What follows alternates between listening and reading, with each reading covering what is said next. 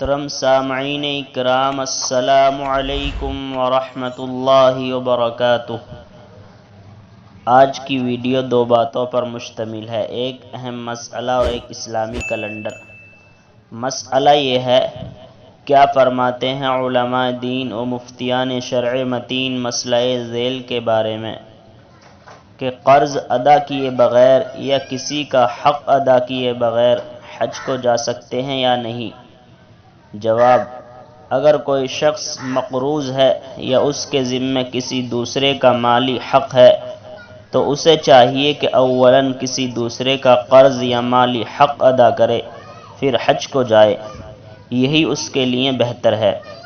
لیکن اگر وہ قرض ادا کیے بغیر بھی حج کر لیتا ہے تب بھی اس کا حج صحیح ہو جائے گا، البتہ ایسا کرنا شرعاً مکروہ ہے۔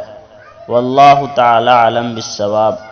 اور آج کا کیلنڈر یہ ہے، آج ہندوستان اور آس پاس کے ملکوں کے اندر چاند کی تاریخ ہے 6 شوال المکرم، اور آج سعودی عربیہ کے اندر چاند کی تاریخ ہے 7 شوال المکرم سن 1443 ہجری، اور آج انگریزی تاریخ ہے 8 مئی 2022 عیسوی، اور آج جو دن ہے وہ اتوار کا دن ہے۔